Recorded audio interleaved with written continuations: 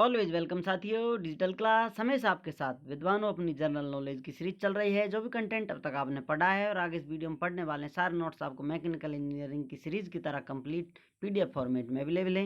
इन नोट्सों का इस्तेमाल आप बेसिक से लेकर गेट लेवल एग्जामिनेशन तक कर सकते हैं।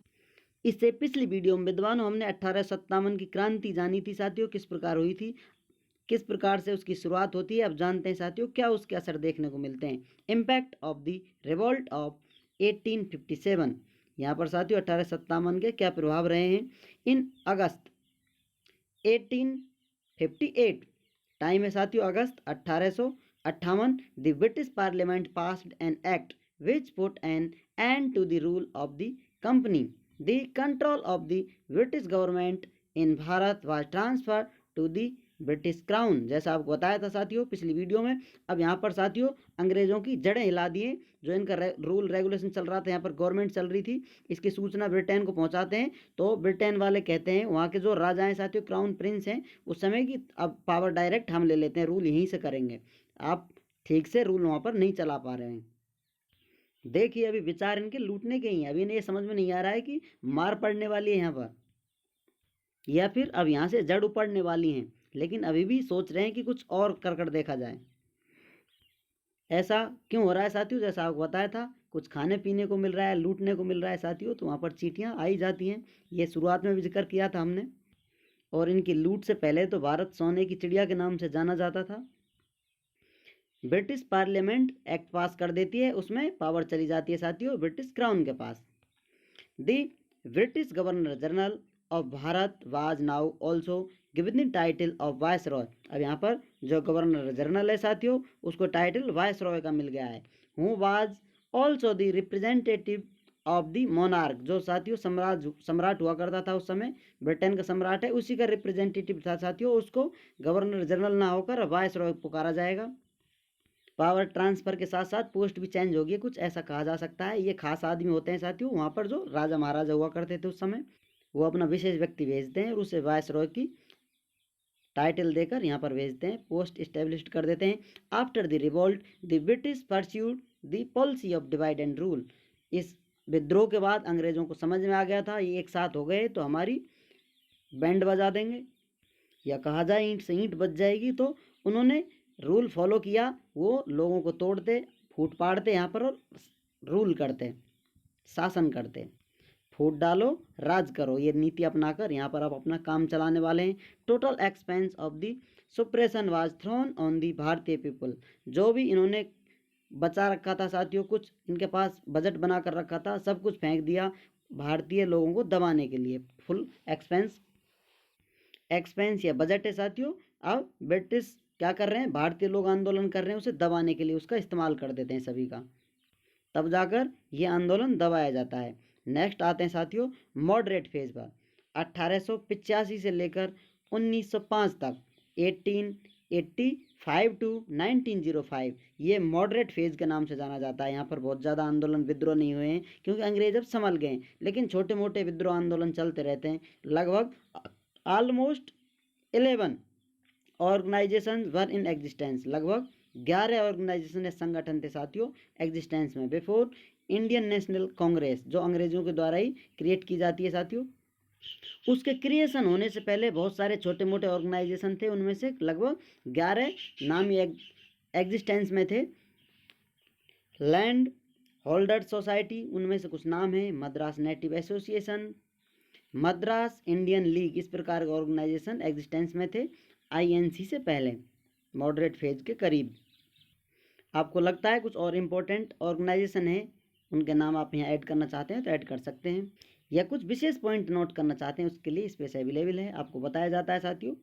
बार बार ब्लैंक पेज डालते रहें नोट्सों में, यदि आप बहुत ज़्यादा इन्फॉर्मेशन कलेक्ट करना चाहते हैं तो। बाकी ये जनरल नॉलेज है, नॉर्मल कम्पिटिटिव एग्जाम के लिए काफ़ी है। अब आ जाते हैं विद्वानों Indian National Congress. Indian National Congress का गठन हो जाता है, जिसे शॉर्ट फॉर्म आईएनसी के नाम से भी जानते हैं हम। बॉम्बे 1885, बॉम्बे में साथियों एओ ह्यूम के द्वारा, जो ब्रिटिश हैं, यहाँ पर गठन किया जाता है साथियों। दी इंडियन नेशनल यूनियन का वाज फॉर्म इन 1884, 1884 में इसका फॉर्मेशन या नींव रखी जाती है साथियों, किसके द्वारा? भाई ए ओ ह्यूम के द्वारा। Further the leaders decided to rename, आगे साथियों जो भारतीय लीडर हैं वो निश्चय करते हैं इंडियन नेशनल यूनियन को नाम चेंज कर दिया जाए इसका एज इंडियन नेशनल कांग्रेस, इसे बदलकर इंडियन नेशनल कांग्रेस रख देते हैं।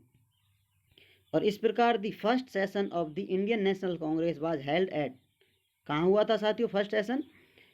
गोकुलदास तेजपाल संस्कृत कॉलेज इन बॉम्बे में फर्स्ट सेशन हुआ था इंडियन नेशनल कांग्रेस का। उस समय प्रेसिडेंट कौन थे साथियों? President under the presidentship of W.C. Banerjee, ये कौन थे साथियों? A veteran lawyer of Calcutta, ये बहुत अनुभवी थे साथियों, कलकत्ता के लॉयर थे उस समय साथियों। इनको प्रेसिडेंट बनाया साथियों, या कहा जाए इनकी प्रेसिडेंटशिप में ये सेशन किया गया था कलकत्ता। आपने देखा होगा साथियों बहुत से भारतीय हैं, कोई लॉयर है, कोई एडवोकेट है साथियों, कोई कहीं आर्मी में, सेना में, इनकी में, कहीं टीचर है, पोस्ट पर काम करते रहते थे। उस समय पढ़े लिखे मिलते थे इंडियन, काफ़ी उस समय हमारे लीडर पढ़े लिखे हुए थे सभी को। इस प्रकार से ये नहीं कि सभी के पास शिक्षा ही नहीं थी, ऐसा कुछ नहीं था। बहुत सारे विद्वान थे, अच्छे अच्छे धुरंधर थे, जिन्होंने बाहर जाकर भी शिक्षा ली है, विदेशों में भी पढ़कर आए थे हिंदुस्तानी, लेकिन यहाँ पर सादा सिंपल आम आदमी थे। It was attended by 72 delegates, ये किसके द्वारा, कितने लोगों के द्वारा अटेंड की गई साथियों? 72 प्रतिनिधियों के द्वारा, फ्रॉम ऑल ओवर भारत, पूरे भारत से साथियों इसे सेशन को अटेंड करने के लिए प्रतिनिधि आए थे 72। From 1885 onward the INC met every year, कब से साथियों? 1885 से आगे इंडियन नेशनल कांग्रेस हर साल सेशन करने लगी। अब इससे फायदा क्या हुआ है साथियों? With the foundation of Indian National Congress in 1885 the struggle for Bharat independence was launched in a small hesitant and mild but organised manner. यहाँ पर साथियों इसके बाद फाउंडेशन के बाद स्ट्रगल है जो भारत का स्वतंत्रता का लॉन्च हुआ साथियों, किस प्रकार? छोटे तौर पर हुआ था, कुछ हेजिटेंट में हुआ था, दुविधा रूप में हुआ था, और कुछ माइल्ड प्रकार का था, एक्सट्रीम नहीं था, बहुत ज़्यादा शोर शराबे वाला या उठापटक वाला नहीं था, मॉडरेट था एक तरह से। लेकिन कहा जाए साथियों ऑर्गेनाइज मैनर में था, क्योंकि अब लोग संगठन में काम कर रहे हैं, मिलकर सोच विचार कर बातें कर रहे हैं, सेशन कर रहे हैं, उस पर चर्चा कर रहे हैं किस प्रकार से हमें आगे बढ़ना है। Indian Council Act in 1892 which allowed some member to be indirectly elected by भारतीय but keeping the official majority intact। 1892 में साथियों इंडियन काउंसिल एक्ट बनाया गया, जो कुछ सदस्यों को, जो भारतीय साथियों, जो जिनको इनडायरेक्टली इलेक्ट कर भेजा जाए गवर्नमेंट के पास, अंग्रेजों के पास, तो इस एक्ट से ये सब हुआ था जो अलाउ करता था। लेकिन जो मेजोरिटी थी साथियों ऑफिशियल, वो बरकरार रखी। अंग्रेजों ने खुद की मेजोरिटी साथियों बढ़ाने लग गए थे स्ट्रगल के बाद, सेना में भी, और यहाँ पर जो गवर्नमेंट में कुछ पोस्ट दी जा रही हैं भारतीयों को वो बहुत कम थी, और इनडायरेक्टली इनको भारतीयों से कनेक्शन में ही सेलेक्ट किया जाता था पॉपुलैरिटी के हिसाब से, या कुछ अंग्रेजों के कुछ अपने रूल रेगुलेशन बनाकर ये कुछ लोगों को अपने पास काम के लिए शामिल कर लेते, जो कुछ कोऑर्डिनेशन बना के रखते थे किस प्रकार से अंग्रेजों की नीतियाँ चलानी है, कुछ इस प्रकार का इनका सिस्टम चला हुआ था। ये हम कब की बात कर रहे हैं साथियों? मॉडरेट फेज स्टडी कर रहे हैं। उसमें मॉडरेट फेज में जो ये कांग्रेस बनी हुई है साथियों, ये कांग्रेस अलग है, जो आज की कांग्रेस है उससे अलग है, क्योंकि अंग्रेजों ने अपनी सुविधा के लिए बनाई थी, लोगों को कम्युनिकेशन करने के लिए, अपने विचारों को आगे प्रेषित करने के लिए, आम जनता तक पहुंचाने के लिए, जनता से कुछ कनेक्ट होने के लिए, अपना रूल रेगुलेशन किस प्रकार बरकरार रखा जाए, इसके लिए अंग्रेजों ने कुछ बहलाने फुसलाने के लिए ये सब संगठन बना दिया था और बातें करते रहते थे। अब इस प्रकार से साथियों इस कांग्रेस के बारे में पुराने जो क्रांतिकारी हैं उस समय के अपने भारतीयों के द्वारा क्या विचार थे, उनमें से साथियों कहा गया था Indian National Congress is a begging institute. ये कौन कहता है साथियों?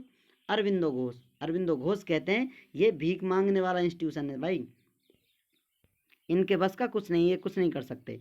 Indian National Congress should be distinguished between begging and claiming the rights. जो इंडियन नेशनल कांग्रेस है उसे पता होना चाहिए, उसे भेद पता होना चाहिए भीख मांगने में और अपने अधिकारों पर दावा करने में कि ये हमारे अधिकार हैं। ये कौन कहता है साथियों? बाल गंगाधर तिलक ने कहा था। Indian National Congress playing with bubbles. जो INC है साथियों, ये बबल्स जो वाटर में होते हैं साथियों, बबल होते हैं, उनसे खेल रही है। इस प्रकार के विचार थे कि ये कुछ काम की नहीं है, ये सॉफ्ट सॉफ्ट खेल रही है आराम से बबल से, इनको कुछ पता ही नहीं है इधर हो क्या रहा है ग्राउंड लेवल पर। बिपिन चंद्र पाल इन्होंने कहा था। ये साथियों कौन है? ये हैं साथियों एक्सट्रीमिस्ट फेज वाले, रिवोल्ट तथा अंग्रेजों में जूता मारने में विश्वास रखने वाले लोग हैं ये। इनके बारे में आप आगे जानेंगे, एक्सट्रीमिस्ट फेज में हम पढ़ेंगे साथियों किस प्रकार से एक्सट्रीमिस्ट अपने नेता आते हैं, फ्रीडम फाइटर हैं साथियों ये। Select opinions about Indian National Congress के सेलेक्ट ओपिनियन है, ऐसा कुछ और विद्वानों ने भी कहा था, भारतीय हैं जो इसके बारे में कहते थे ये सिर्फ खिलवाड़ है हिंदुस्तानियों के साथ, ये INC हिंदुस्तानियों के हित के लिए ज़्यादा काम नहीं कर सकती, इनको पता ही नहीं है किस प्रकार से अपनी बातें रखनी है। इस प्रकार के मत थे काफ़ी भारतीयों के, इनमें से ये कुछ फेमस हैं जो आपको लिखकर बताए गए हैं यहाँ पर। हो सकता है जो आपने ये नाम पीछे देखे हैं साथियों, इन्हें आप अच्छे से जानते हो, लेकिन अभी तक आपके कानों में इनकी बातें नहीं गई हैं, तो अब इन्हें आप शायद आगे नहीं भूलेंगे कभी भी, आपके जीते जी। इनके बारे में हम चर्चा करेंगे नेक्स्ट पेज में। उम्मीद करते हैं साथियों वीडियो में दी गई जानकारी आपको अच्छे से समझ में आई होगी। अभी भी आपका कोई कन्फ्यूजन है तो आप हमसे कमेंट कर पूछ सकते हैं साथियों। आप चाहें तो कांटेक्ट कर सकते हैं, कांटेक्ट लिंक आपको वीडियो डिस्क्रिप्शन में मिल जाएगी। इस कंटेंट से रिलेटेड आप हमें सुझाव दे सकते हैं, अपनी जो भी राय हमारे साथ साझा कर सकते हैं। वीडियो को अंत तक देखने के लिए, चैनल को सपोर्ट करने के लिए आपका दिल की गहराइयों से बहुत बहुत धन्यवाद। मिलते हैं अगली वीडियो में। जय हिंद, वंदे मातरम।